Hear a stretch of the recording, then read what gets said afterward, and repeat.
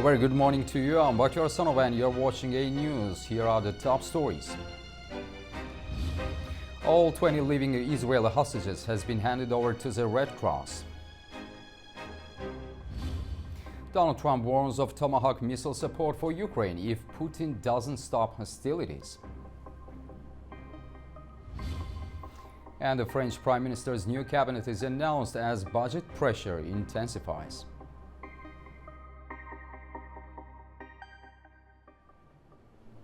First, this morning, all 20 living Israeli hostages held in Gaza have been handed to the Red Cross. Hamas also confirmed the release. All released will receive medical care, reunite with their families, and be taken to hospitals for further treatment. Israel also expects to receive the bodies of 28 deceased hostages after the release of the living is complete. Earlier, the Israeli government confirmed that they will release 250 Palestinian prisoners and hand over 1,700 detainees once all hostages are safely returned. In Tel Aviv, hours before the release of hostages, families gathered in Hostages Square, filled with hope, anxiety, and anticipation. Many spent the day preparing for reunions that could mark the end of 2 years of waiting.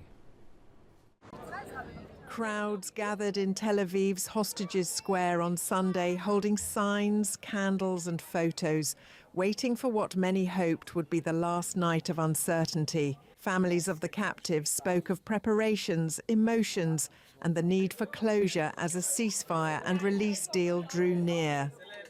It's a mixed bag of emotions. On one hand, there's the excitement of what is going to wait for us in 24 hours from now. There's the anticipation for the end of this chapter of war. Hopefully a new chapter of the State of Israel will begin, but also there's a lot of anxiety because there are still 28 families that do not know if they will be reunited with their loved ones. Nearby, others were busy preparing for the return itself, planning where to meet, what to say, and how to start over. Yeah, we've been preparing logistically over the past few days. My sister and I reached Israel 2 days ago. We were in D.C. meeting the Trump administration. We even had the chance to speak with the president when the deal was announced to thank him. And we rushed back here to prepare logistically, from preparing a bag to coordinating with the family. What we're going to do, where are we going to meet, what are we going to say once it happens. The deal includes the return of all hostages, both those still alive and those killed in captivity. Some families said they simply want the chance to bury their relatives and begin to heal. I truly hope that this would allow me and the rest of the family to just go back to life soon enough. You know, we've set our lives aside for 2 years, and finally this will be a moment where we can go back to living, we can finally grieve, we can finally lay Tal to rest and move on. While preparations continue, officials say the work is far from over. Israel's hostage coordinator, Gal Hirsch, said a special task force would be formed to locate and recover the remains of those still missing, part of a broader effort to bring every family some form of closure. President Donald Trump has declared that the war is over as he travels to Israel for the release of hostages from Gaza under the ceasefire deal between Israel and Hamas. Before departing on Sunday, Trump told reporters that everybody is cheering at one time for the truce aimed at ending the conflict. After his visit to Israel, he's expected to continue to Sharm el-Sheikh for a World Leaders Summit focused on securing lasting peace in Gaza. So this is going to be a very special time, and I guess if you read your own papers and your own networks, everybody's very excited about this moment in time. They had 500,000 people yesterday and today in Israel, and also the Muslim and Arab countries are all cheering. Everybody's cheering at one time. That's never happened before. Usually if you have one cheering, the other isn't. The other is the opposite. This is the first time everybody is amazed and they're thrilled, and it's an honor to be involved, and we're going to have an amazing time, and it's going to be something that's never happened before. World leaders are gathering in Egypt's Sharm el-Sheikh for a landmark summit aimed at turning the fragile Gaza ceasefire into a lasting peace. Chaired by the US and Egyptian presidents, the meeting will bring together more than 20 heads of state to endorse Trump's 20-point plan, a framework for a permanent truce, Israeli withdrawal, and large-scale reconstruction of Gaza. In Egypt's Red Sea resort of Sharm el-Sheikh, preparations are underway for a historic gathering. Flags rise above Peace Square and security tightens ahead of Monday's summit, one that could seal the first real path to peace in Gaza. US President Donald Trump will chair the meeting alongside Egypt's Abdel Fattah el-Sisi. More than 20 world leaders, including France's Emmanuel Macron and Britain's Keir Starmer, are expected to attend to discuss the ceasefire and Gaza's future. The summit follows what Trump called a major step towards lasting peace, his 20-point plan that Israel and Hamas have both signed off on. The agreement sets out the framework for a permanent ceasefire, a gradual Israeli withdrawal, and large-scale reconstruction efforts for the devastated enclave. In Jerusalem, final preparations are also underway for Trump's highly anticipated address to the Knesset, while in Tel Aviv, billboards and banners thanking the US president fill the streets and squares. Diplomats say Monday's events will be more than symbolic, with a signing ceremony expected to mark the start of international reconstruction and aid efforts. Since October 7, more than 67,000 Palestinians have been killed, according to Gaza's health authorities, and most of the territory remains in ruins. Now, the world's attention turns to Egypt, where leaders hope to transform a fragile truce into lasting peace. As the peace deal between Israel and Hamas holds, Palestinians are returning to their abandoned homes in Gaza City. After the ceasefire, dozens of aid trucks entered Gaza as Israel reopened the border. Thousands of displaced Palestinians continue to return to Gaza City, 2 days after the first phase of a ceasefire deal between Israel and Hamas came into effect. Israeli troops pulled back under the first phase of the US brokered agreement to end the war. As they move along Gaza's coast, many anticipate the challenges ahead, as much of their city lies in ruins. I'm going back, and I'm sure there is no life there. Life is completely non-existent. There won't be water or anything. Here at least the water comes on and off, but there will be nothing. There is no life there. Life will be completely non-existent. We will start putting foundations for ourselves all over again. Definitely there are no homes. What can we do? We don't know what to do. Many are making the journey home by foot or donkey-pulled cart, unable to afford proper transportation. Their hope is that the peace deal holds. We're terrified the war will start again. We no longer have money to be displaced, nor have any more money at all. No strength left in our bodies because of hunger, fear, and exhaustion. We have no strength left in us even for walking. Following the ceasefire, dozens of trucks carrying aid entered Gaza through the Kerem Shalom crossing after Israel reopened the border.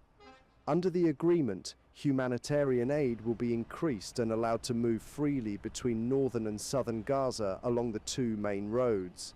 Hundreds of trucks per day are expected to deliver food and medical supplies. The United Kingdom is pledging £20 million in new humanitarian aid for Gaza. These funds will be channeled through UNICEF, the World Food Programme, and the Norwegian Refugee Council to provide clean water and sanitation. The announcement came as Prime Minister Keir Starmer arrived in Egypt. The UK also plans to host a 3-day Gaza Reconstruction Summit in West Sussex, bringing together officials from the Palestinian Authority, Saudi Arabia, Jordan, and several European nations. Development banks and private investors are also expected to discuss Gaza's rebuilding and reforms to strengthen the Palestinian Authority.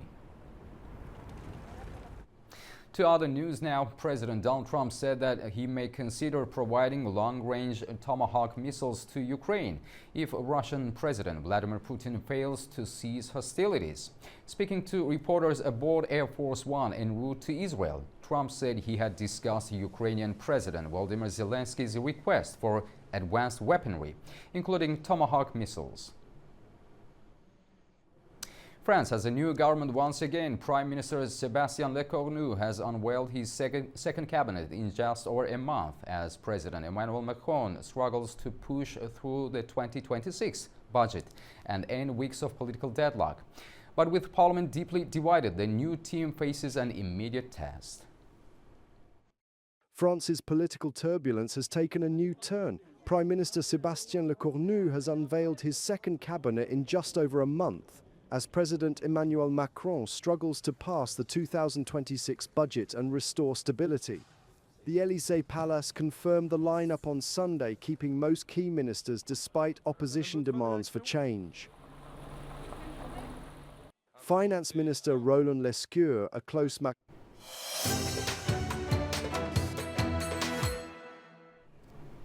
Now we're joining U.S. President Donald Trump's address to the Israeli Knesset, where he's expected to highlight his recent U.S. brokered Gaza ceasefire.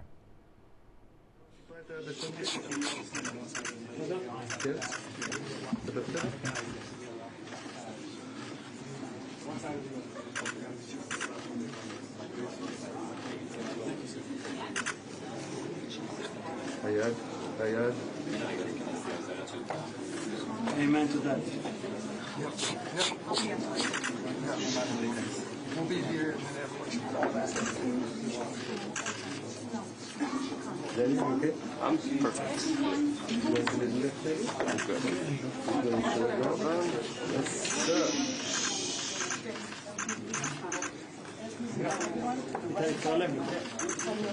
Amen to that, Mr. President. Thank you. Don't call it. Don't call it. Come on.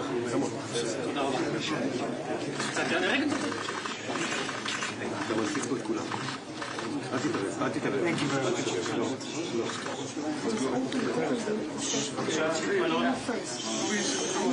Move this way. I everyone move. Thank you.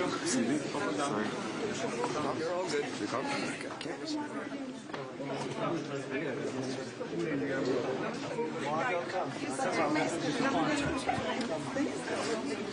Let the first lady. Daniel.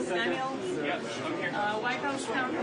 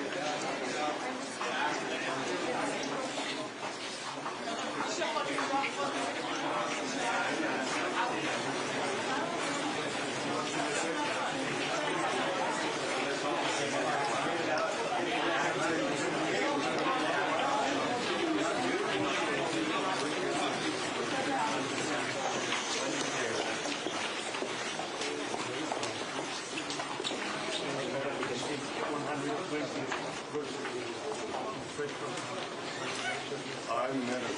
You did? Yes, once. You good, man? Had a great summer. Today is no, actually 2 days ago. 2 days ago. 11th October.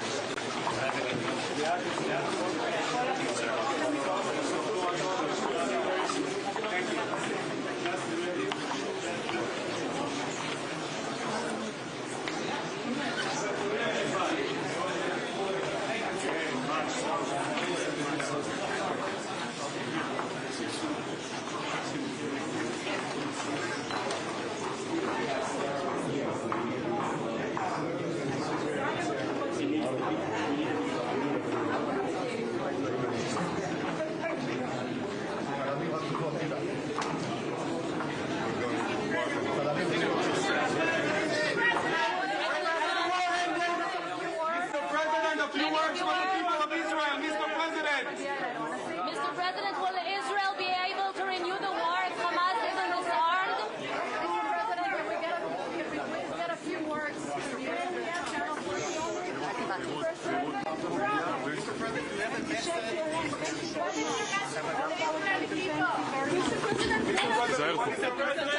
This morning, Mr. President.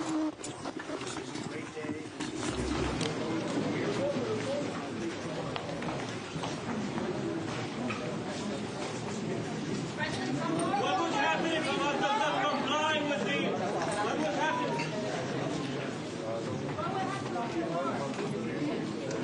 What would happen if Hamas does not comply with your plan, with this army? Mr. President, why do you want to tell the hostages now all in Israel territory?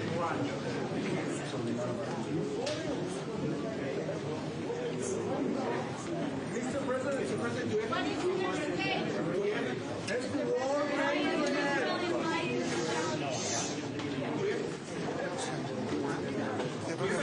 Is the war now officially over? Yes. Do you have any message, Mr. Will Israel not be able to renew the war? Thank you.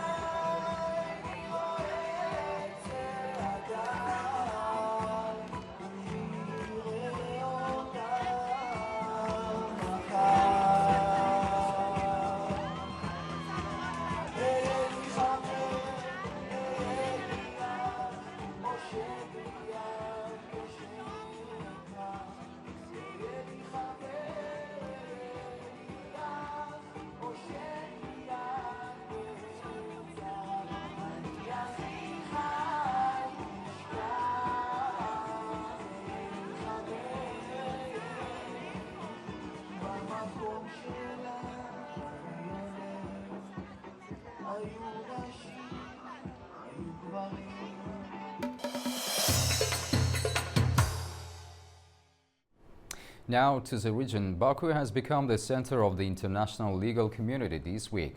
Azerbaijan is hosting the 67th Annual General Assembly of the International Association of Judges, bringing together experts from over 70 countries. Nuray Mustafa reports from the venue.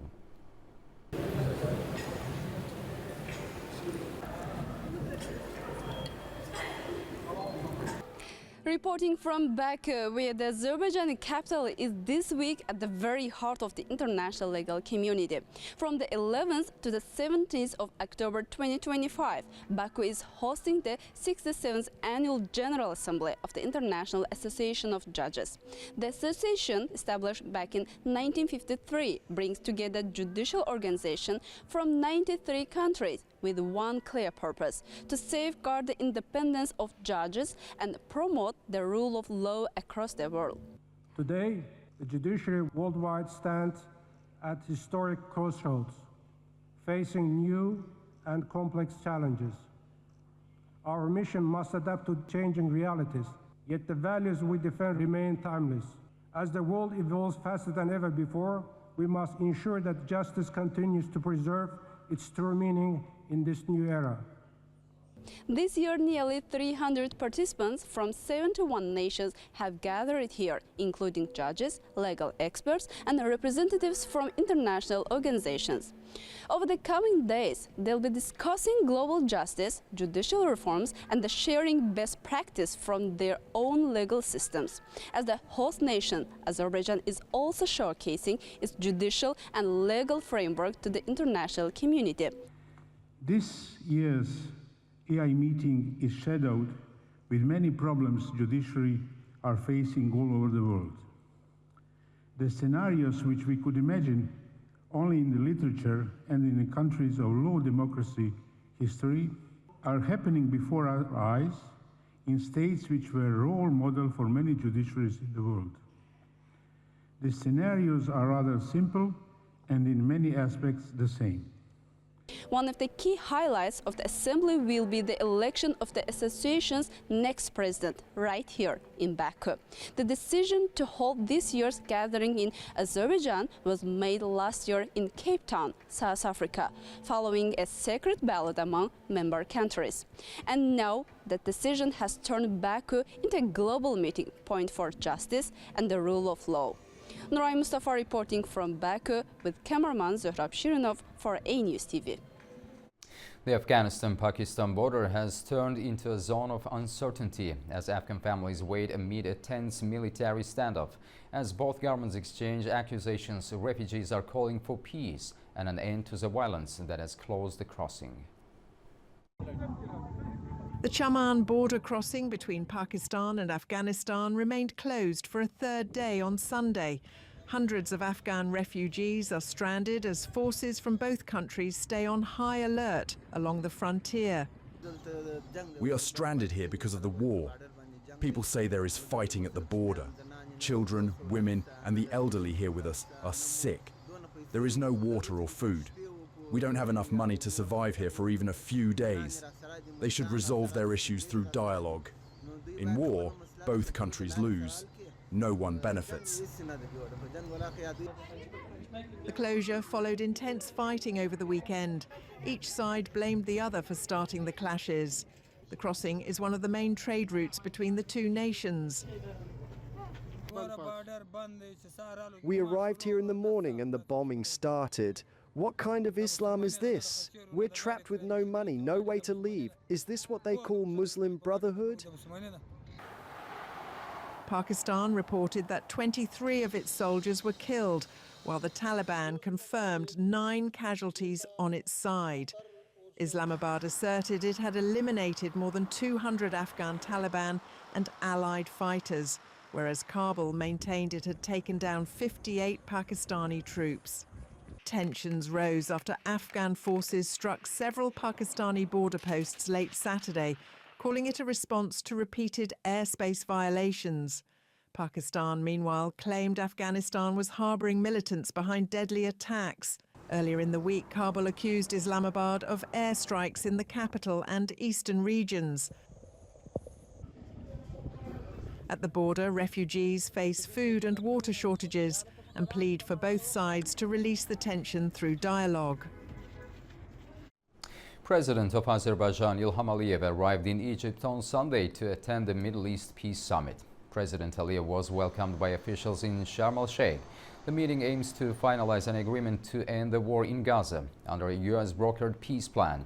Leaders from across the region are expected to discuss the ceasefire, security arrangements, and post-war reconstruction. Turkish and Syrian officials met in Ankara on Sunday to discuss security cooperation and regional developments. The talks involved top diplomats, defense and intelligence officials from both sides. They followed Turkey's call for the Kurdish-led Syrian Democratic Forces to abandon their separatist agenda after a ceasefire was announced. Both sides exchanged views on security matters and the wider regional situation. Turkey and Azerbaijan have once again demonstrated their deepening military cooperation. Turkish Defense Minister Yaşar Güler and Azerbaijan's Chief of General Staff Karim Valiyev attended the large-scale Ateş Serbest military exercises in Turkey. The event showcased the operational readiness and capabilities of Turkish armed forces. The military exercises, which are one of Turkey's largest annual combat readiness drills, brought together various branches of the Turkish armed forces for live-fire operations and tactical demonstrations. The exercises took place at a major military training zone in central Turkey.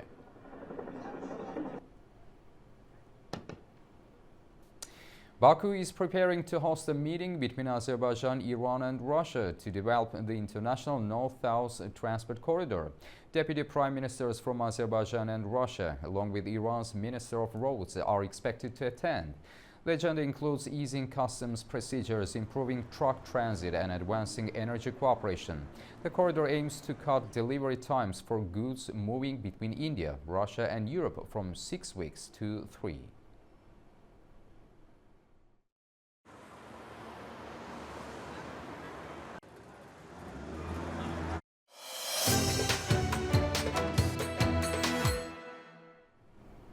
Now we have breaking news. We are joining U.S. President Donald Trump's address to the Israeli Knesset, where he's expected to highlight the recent U.S. brokered Gaza ceasefire and outline his vision for lasting peace and regional stability. Let's take you there.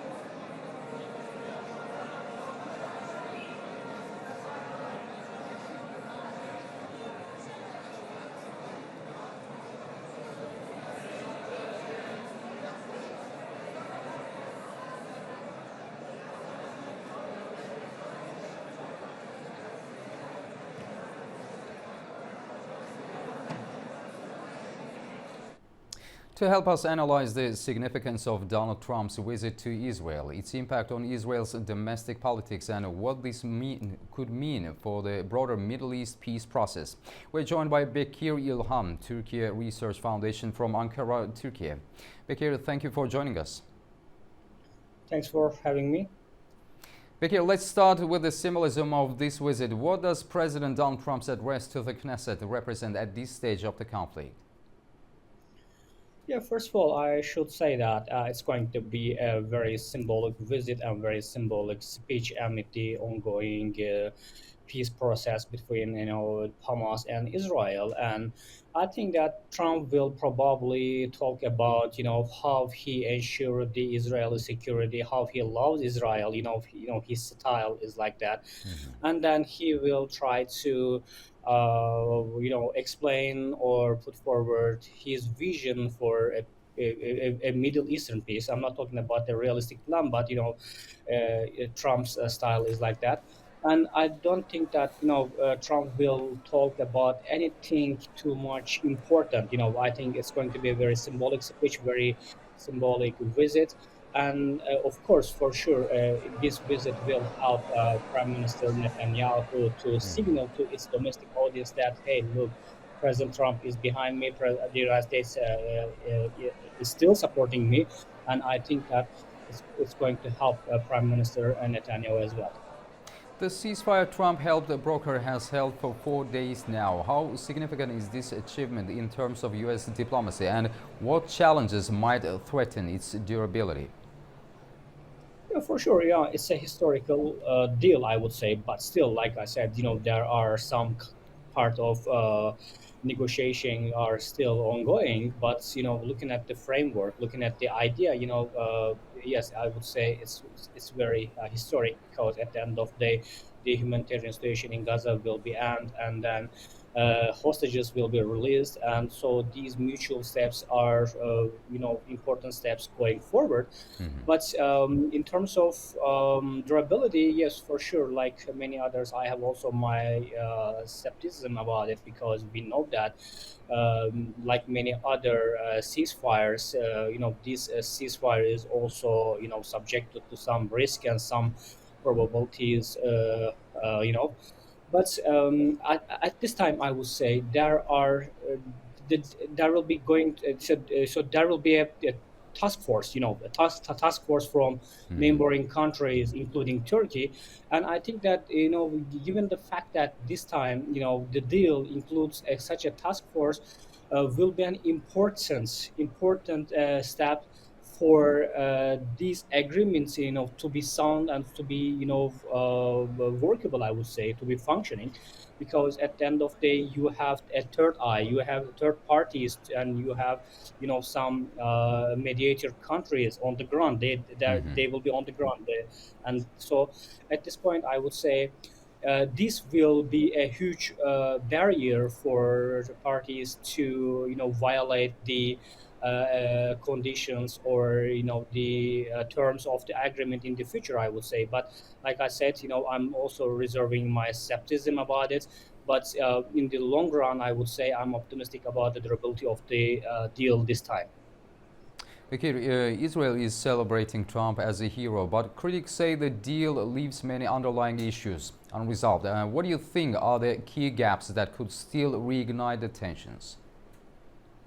Yes, on one hand, like you said, the many Israeli audiences celebrating Trump as a hero, but on the other hand, some critics, also available, and so I would say, the both the Israeli elites and the Israeli public, maybe, I don't think that they are too much happy about it.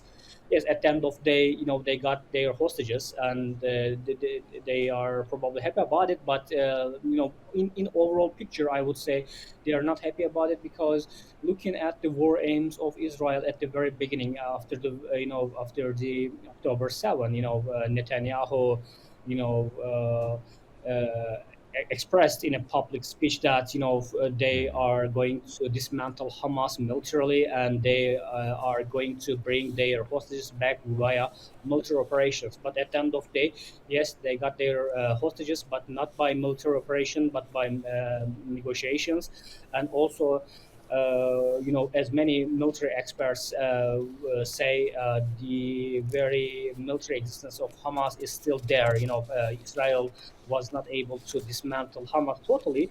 So these two things are very, important things for both Israeli elites and Israeli public opinion, I would say. But at the end of the day, like I said, with this deal, you are going to end this humanitarian situation in Gaza. But, I don't think that Israelis are very happy about it. But like I said, also they are under a very important international pressures. By the way, Trump himself is under pressure from Islamic world and from, the Middle Eastern countries. And I think this double pressure, or double edged pressure, I think make things happen right now. Bekir, what are your expectations from the landmark summit in Egypt's Sharm el-Sheikh? Yeah, I think it's going to be another symbolic summit, for sure. And also it shows us the very balanced approach of Trump himself. Right now he will going to address the Knesset, and then he will just make the summit with the regional countries leaders in Egypt. And as Trump will try to appease both sides with his personal gestures, with his diplomatic personal gestures. And I think, the Trump speech, if it happens, the Trump speech at this summit in Egypt will have some parallels with his speech with his current speech at Knesset, I would say. Of course, at the end of the day, he will appraise himself, he's a kind of a Trump thing, he will appraise himself, and he will try to show the world that how he is a good leader in terms of bringing peace and the making peace. And then of course he will as he's expected to do in the this Knesset speech, also he will try to you know draw his Middle Eastern peace plan and peace vision. And like I said again, I'm not sure that this plan or this vision is kind of a realistic vision, but we will see how it goes. Okay, what do you think? Could this moment mark a turning point toward a long-term peace framework? Yeah, like I said, there are some risks. There are some, of course, odds in terms of the durability about this process. I don't think that right now we have a peace moment right now. It's not an exact peace right now. At the end of the day, it's a very big step forward to achieve a lasting ceasefire. At the end of the day, like I said, the humanitarian situation is Gaza is getting worse, and it's good that people will be not dying in Gaza. It's a very good it's a very good thing. But at the end of the day, we are still far away from a very peace moment, a peace condition. Of course, at the end of the day, there will be no conflict for a short period of time. That's a good thing. But I would say that we are not talking about the peace right now. First, we need to achieve, the Middle Eastern countries need to achieve a lasting ceasefire. After that ceasefire, you will achieve the second part or second step, which means that you need to build some like confidence building measures, confidence building measures in the midterm and in the long term. After that, step by step, you will achieve peace. But like I said, there are some, again, I have my reservations, and of course risks are still there, but we will see how it goes. Bekir, I want to ask an additional question. And also, U.S. President recently, en route to Israel, said that he's expected to sell more Tomahawk missiles to Ukraine. What can you say about that? Yeah, that at the very beginning of his presidency, Donald Trump, was hopeful about a peace in Ukraine. But at this point, I don't think that Trump still thinks the same way. As you said, he's trying to, or he's planning to sell more weapons to the Ukraine. And at the end of the day, of course, even if you have good intentions, even if you have intentions to make peace happens, but the realities on the ground are very different, and the Ukrainian case proved that to Trump, I would say. And given his style, given his leadership style or diplomatic style, I would say, his pragmatic approach, transactional approach, I think it's not surprising that at this point, at this very point, Trump is considering to sell more weapons to Ukraine, because he is talking about that. If Russia, will not join a kind of a very large peace process, or if President Putin refused to achieve a kind of ceasefire, he was promising to give much more weapons to Ukraine. And also Tomahawk missiles are very important missiles in terms of their tactical utilities, I would say. And also other than Tomahawk missile, I think that in the short future, Trump will also consider to send much more expensive and much more advanced weapon systems to Ukraine, because at the end of the day, Ukraine needs such weapons. Of course, Ukrainians have their problems, have their issues on the ground right now. They have kind of social issues, economic issues, and also more than that, conscription issues. Like they have a kind of a troops shortages right now, but they need weapons, they need advanced weapons. And of course, I would say tide turned, I would say, because at the very beginning of his presidency, recall that how Trump treated President Zelensky, how he treated President Zelensky. He just criticized him in front of the world. And then recently, you can see that Trump is praising and Trump praising President Zelensky.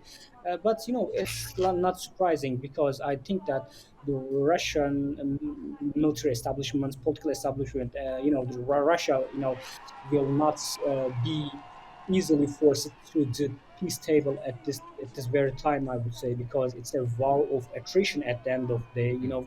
If you give up, you lost. But if you keep fighting, whatever the cost, if you keep fighting, there is a very little probability to win this war. And I think that both Ukrainians and Russians at this point,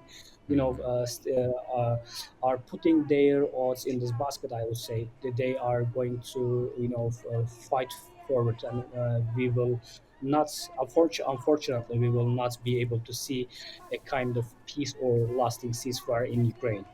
Becky, let's again return to Israel. The release of hostages and prisoners has brought emotional relief to both sides. How might this exchange influence public sentiment and political dynamics in Israel and Gaza? Well, looking at the international polls regarding the Israel public opinion about the war in Gaza, majority of the Israeli people think that hostages should be back. Of course, for sure, they want their hostages back, and they have some criticism towards the Netanyahu governments. But in the long future, even if they think that hostages, it's a good thing that hostages are back, even if they think like that. But in the long term, I don't think that it will affect the Prime Minister Netanyahu's policy towards Gaza. Of course, we have a right now we have a moment of ceasefire right now, but like I said, in the long term, I don't think that the Israeli public opinion will be able to influence Prime Minister Netanyahu's war plans on Gaza. But even if I would say that, even if you get the hostages back, at the end of the day, so you got what you want. So after that point, I don't think that the Israeli public opinion, will be interested the war in Gaza like they did, like they were in the before hostages release, I would say. And at the end of the day, it will be an important ease for Prime Minister Netanyahu because he will be under less domestic pressure, after that point. But at this point, you would say that under lower domestic pressure and maybe international pressure, maybe Prime Minister Netanyahu feel free to advance his war aims in Gaza. Maybe you would think that, but like I said, we have we have another task force mechanism in the framework of this deal. And I think that the involvement of the United States and the other regional powers will at least stop Netanyahu to advance its war aims in Gaza. At least, even if they couldn't, even if they are not going to stop him, maybe they make it costly for him, I would say. But after this point, I would say Netanyahu will feel under less pressure from domestic audience. Could you also elaborate on how the humanitarian situation in Gaza might influence both the ceasefire stability and broader peace efforts? Yeah, I think right now we are talking about a process, a lasting ceasefire process. Even if it's not a total peace, I would say at this point we are talking about positive things like ceasefire and ceasefire and peace. But what makes these things happen is the very resistance of the Palestinian people and the Gazan people. I would say they suffered too much. Of course, they suffered too much, and they deserve a very good future right now.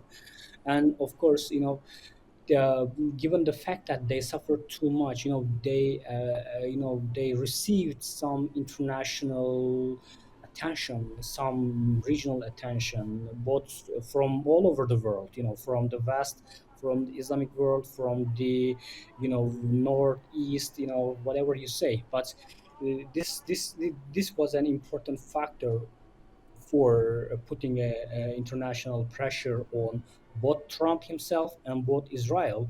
And at the end of the day, I hope that there will be no explosions, there will be no missile attacks, there will be no bombs dropping down to the Gazan people at this point. It's a good thing, but in the long future, I would say, it's up to, third parties to make this lasting ceasefire to be really lasting, I would say.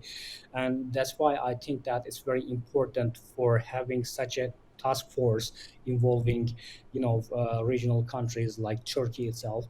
And so I would say in the for the future, I'm hopeful about it. But like I said, I'm still have my skepticism. I have my reservation about a very sound and a fair peace.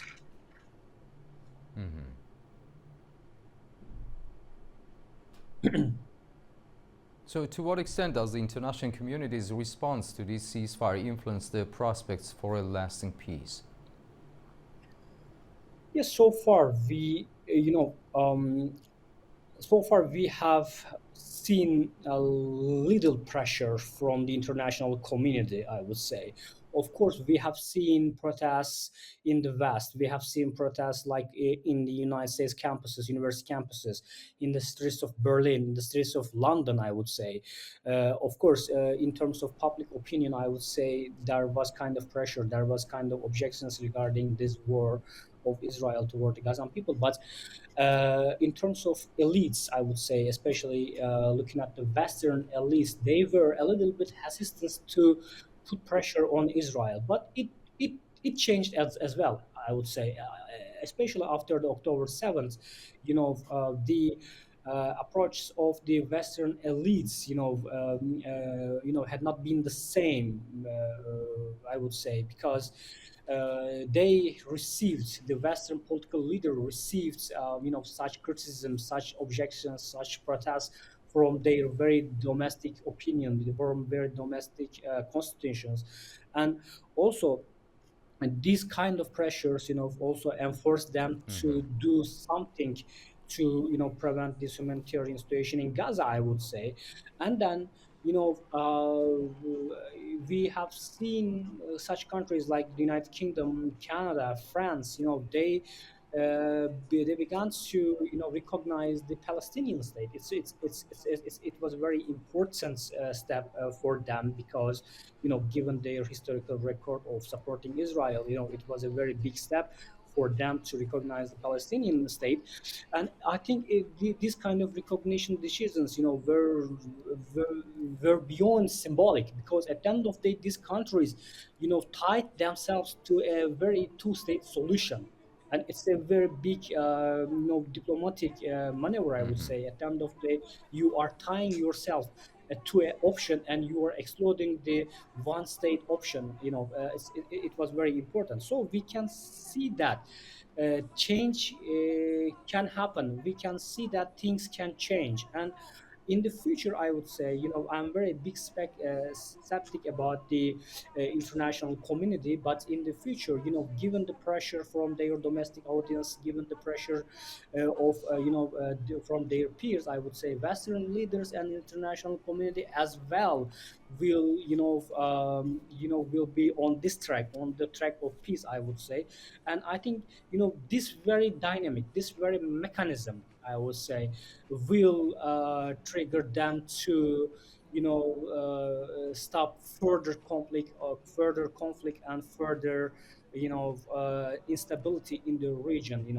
This makes things different this time, I would say. Okay, what do you think? How might Benjamin Netanyahu's decisions regarding the prisoner exchange impact the future political and public trust? Well, there will be elections in Israel in October 2026. And I think up until that time, Netanyahu will strive to be in power. Right now, he is leading a minority government in Israel. And also, just recall that his war cabinets, collapsed, in last year. and right now he is in charge of a minority government, and in his cabinets, there are some far right figures also. They are also sometimes criticize Netanyahu's position regarding the Gaza. They see him a little bit soft. They are such far right people, I would say. And like I said, given the fact that Israelis will have their elections in next year, these times, I think up until that time, Netanyahu will try to stay in power. And of course, the war in Gaza and the Gaza policy, is a major instrument or major tool for him to create a kind of a rally around the flag effect. Just keeping the public attention alive, keeping the public supports strengthened, and these kind of factors will be huge motivations for Netanyahu to pursue its war on Gaza. But on the other hand, like I said, there are kind of barrier right now. We have a kind of a fragile but important U.S. barrier. A task force will be on the ground, and Israel is losing its credibility over the international audience and international community, I would say. People are, in the Western countries uh, are against Israel right now. The majority of public opinion right now, I would say, these barriers also,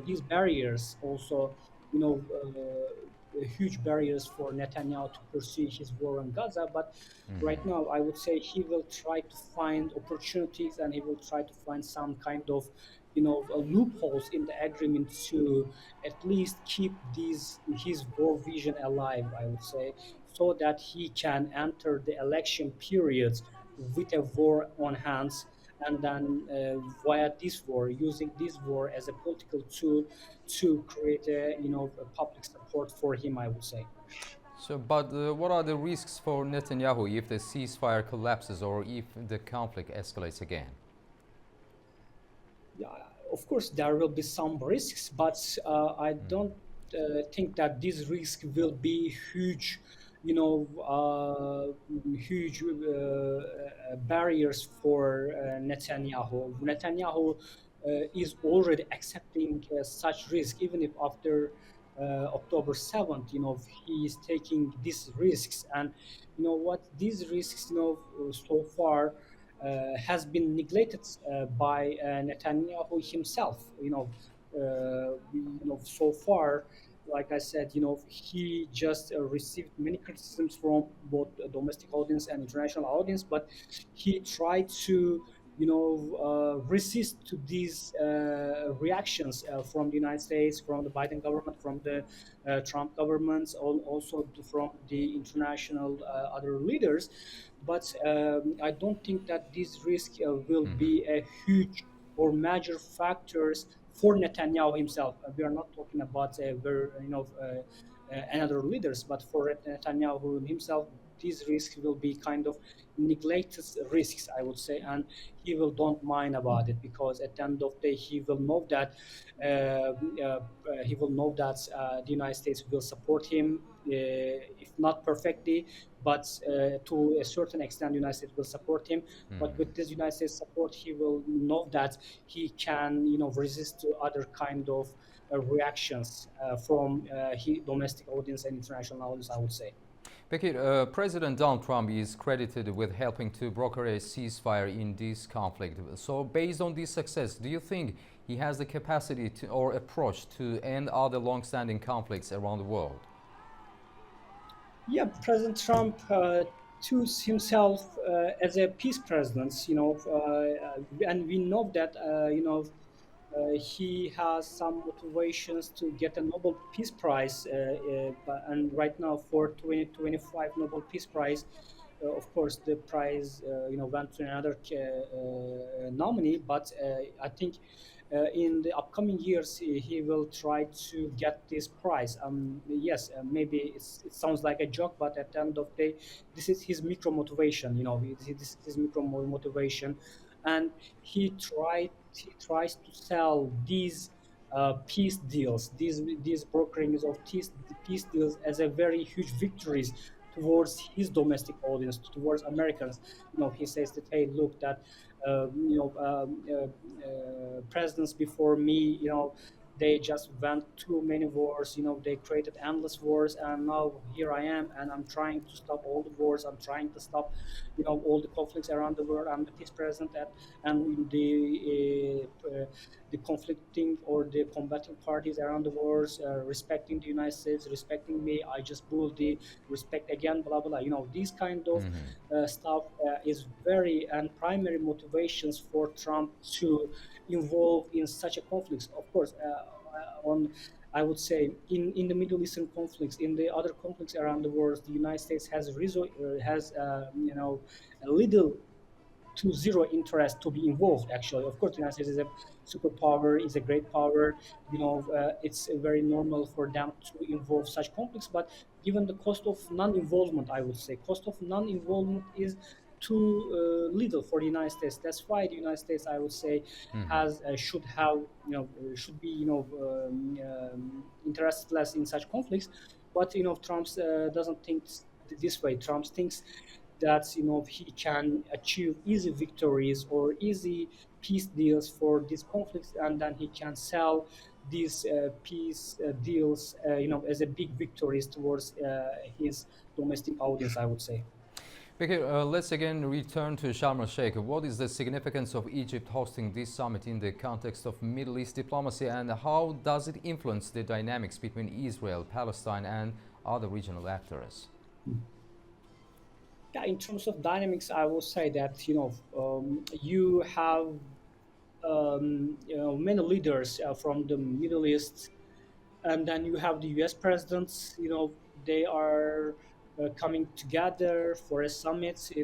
And I think this will be a very important signal for Israel. Actually, it's going to be a very important signal to Israel, and then Israel will see a united front.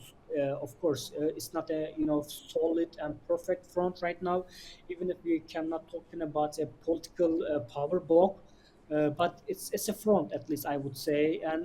And then this will raise the cost for Israel to pursue its war on Gaza, I would say. Of course, I'm not totally optimistic about it, the very efficiency of this summit, but at the end of the day, like I said, it's symbolic, and it will send some signals to Israel regarding its war plans towards Gaza. And also at the end of the day, it's a very historic summits. You don't see such summits from the like I said, the leaders from the Middle East, and the president of the United States will also attend the summit. And then it will also an important signal to the international community. It will make people think such a way that, hey, look, our protests, our reactions, our objections matter. At the end of the day, we took the streets, we raised our voices, and then we criticized our governments, we put pressure on Israel, we put pressure on the United States. At the end of the day, we have this summit. It's a very good thing, and going forward, this kind of dynamic, this kind of public dynamic, this kind of dynamic in terms of political leaders will also have lasting effects. Of course, like I said, there are some risks regarding the future of this ceasefire, but at the end of the day, we will see such a dynamic that ensure the continuity of the efforts towards peace. People just saw that their efforts are not useless. Okay, what can you say about Turkey's role in this process? Of course, Turkey and the President Erdogan, I would say, is one of the leading, actors to raise his voice regarding Gaza. President Erdogan, given his political career, given his diplomacy. He put Gaza to the very center of the Turkish foreign policy and his personal agenda as well, I would say, because we know that how he attached an importance to Palestinian cause, and it's a big success for the Turkish diplomacy. It's a huge victory for Turkish diplomacy and for Turkey as well, for sure, because as we know that Turkey is expected to join the task force as well. It's very important because the Turkey is the one of the major countries in the region, and Turkey's position, given its given its GDP, given its historical background, given its military power, Turkey is an important country for achieving these, or at least making this ceasefire durable, I would say, because without Turkey, you can come together, you can achieve some deals, but without Turkey, you cannot sustain such deals. This is the point I would say regarding the Turkey's position and Turkey's role in this peace process, I would say. Bekir, thank you very much for talking to A News, and thank you very much for your time. We greatly appreciate your time and expertise. Thank you. Have a good day. That's your news update for now. From all of us in the studio, thank you for watching and stay tuned to A News.